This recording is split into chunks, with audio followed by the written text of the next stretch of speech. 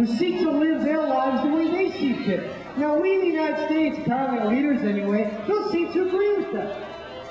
We have a very unusual position in the backs of our heads, in that we dominate the free world, and that it is our responsibility to keep it free within our viewpoints.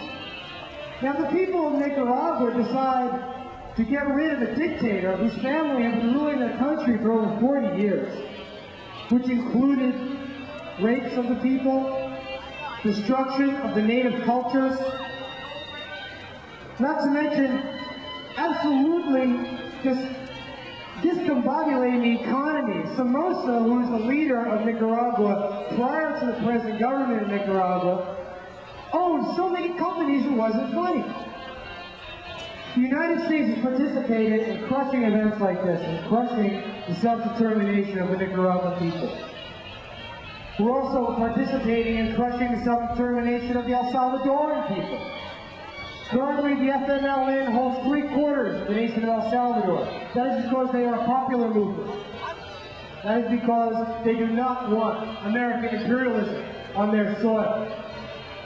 Miss Fawn Hall has participated in such imperialism by being the flunky of Lieutenant Oliver North.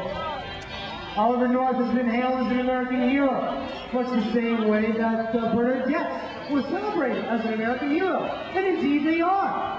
Because American heroes like to tote guns around and crush other people's motives. And American heroes feel that other ideas are un-American. This is the kind of country we live in. The United States continually attacks the Soviet Union, for example. Not to say the Soviet Union is fantastic. It is not. It is not. I won't point to that. All right?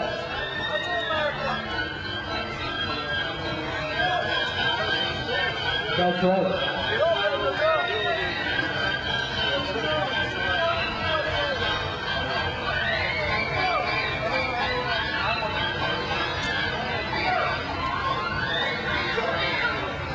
One aspect of this country that's very good is that people with different opinions should be able to voice themselves.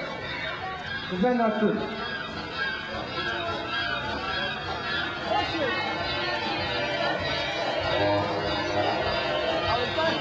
One major difference between the United States and the Soviet Union is that when the Soviet Union attacks a country, they don't lie about it.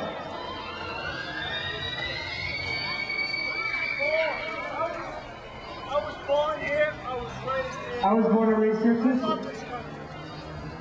If he doesn't like it, get on the goddamn plane. I don't think I should lose here because I do like this country too. I just don't like the way. No.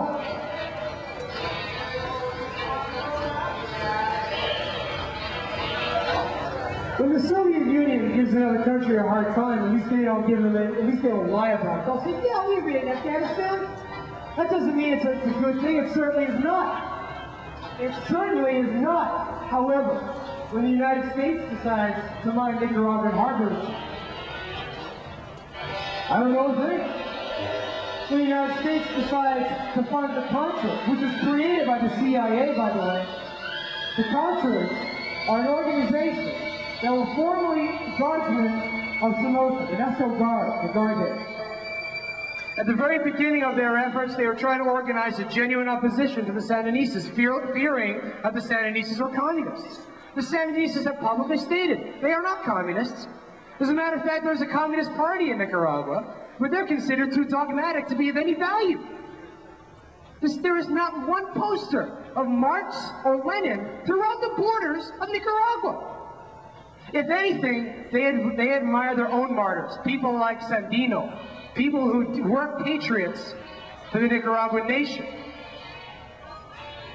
These are the people that the United States today are trying to crush.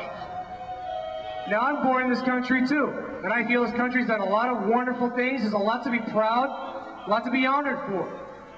But at the same time, I'm aware there are certain forces within this country, certain political groups in this country, that utilize different means.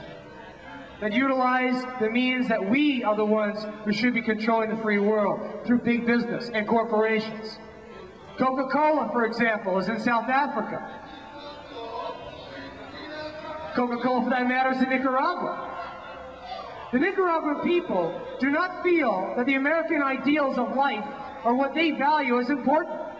They prefer to be in communion with the earth around them. They prefer to be in balance with one another.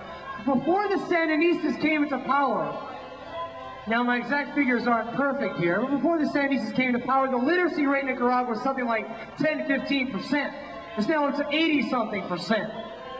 And that's because the recent Nicaraguan leaders, President Daniel Ortega and all of the people of the Sandinista Party, are people that are concerned about the welfare of their country. Just as there are many of us here who are concerned with the welfare of this country. I am concerned with the welfare of this country. I do want the people of my own country to be intelligent people, but I do not feel that the people of this country should be duped by such right-wing fascists who feel that it's okay to crush other people's views to have love for their own country. One nation does not have the right to dominate another, be that the United States, be that the Soviet Union, be that Israel. That means militarily, economically, socio-politically, religiously. Each nation has the right to self-determine themselves through communion of the people and what the people feel. The United States is not a democracy in this point of sense, because Reagan and his administration has completely ignored our continued votes against further military aid to the Contras. On August 10th, the Senate passed $27 million in quote-unquote humanitarian aid for the Contras. Little do we know that in the past, humanitarian aid has also meant defensive weapons. However, the August 10th $27 million for the Contras also included $16 million of direct military aid. The Contras are receiving military aid again, despite American votes against this. And this is why they're doing it and how they're doing it. In previous years, when the Reagan administration would appropriate military aid, they would withhold some of it. Now that the Contras are in Honduras, they're utilizing it now.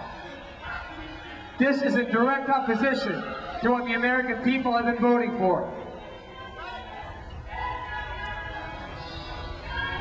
We're all here today because we do not feel that the Contras, not only should they be given material, but they're not even a viable political force. The Contras have received their membership through oppressing the people of their country. More than 1/3 of the members of the Contras are quite literally children who have been pulled off their families' farms.